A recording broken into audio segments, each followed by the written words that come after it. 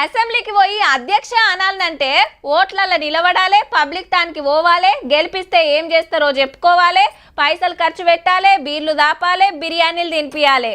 చెప్పిన ముచ్చట్లన్నీ నమ్మితే ఓటర్ దేవుళ్ళు ఓట్లేస్తే గప్పుడు ఎమ్మెల్యే కావచ్చు. అట్లనే పెద్దల సభకు పోవాలంటే సుత టీచర్లు, డిగ్రీ చదివినోళ్ళు, ఎమ్మెల్యేలు ఓట్లేస్తే చాలు. అవి సుత అక్కర్లేకుండా మండలికి పోయే ఛాన్స్ కొందరికి ఉంటుంది. గసొంటి ఛాన్సే ఓ ఇద్దరికి వచ్చింది. అయితే పెద్ద మనిషి పెద్దల సభల పాదం మోపుదామనే మోపుకే ఏదో ఒకటి అవుతుంది పో. కోదండరామ్ సారు, అమీర్ అలీ ఖాన్ సార్ల ప్రమాణ స్వీకారానికి ఇంకో బిరేకేసింది మళ్ళా హైకోర్టు. పాత పేర్లు కొట్టేసి కొత్త పేర్లను ఎట్లోకే చేస్తారు, ఏదన్నా ఉంటే సర్కార్కు చెప్పాలి కదా అన్నది.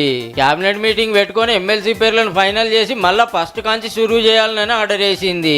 అసలు కేసు ఏందంటే పాత గవర్నమెంట్ లో దాసో శ్రవణ్ సారు, సత్యనారాయణ సార్ పేర్లను రాజ్భవన్ కు పంపితే ఏం సేవలు చేసిండ్రో వివరాలు లేవని ఫైల్ పక్కకు పెట్టిండ్రు. ఇంతలోనే కొత్త సర్కార్ వచ్చి ఇద్దరు పేర్లను పంపంగానే ఓకే అయినాయి. అగరో మండలికి మమ్మల తోలమంటేనేమో తోలలే, వాళ్ళని ఎట్లా తోలుతారని కార్పాటోళ్ళు సీదా కోర్టుకు పోయిండ్రు అన్నట్టు.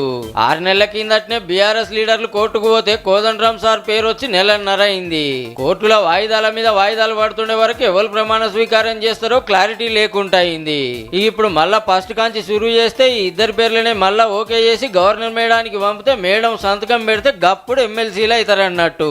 కానీ మేమే కావాలని ఫస్ట్ కాంచి కొట్లాడుతున్న ఇద్దరు ఇంకేం చేస్తారో చూడాలి మరి.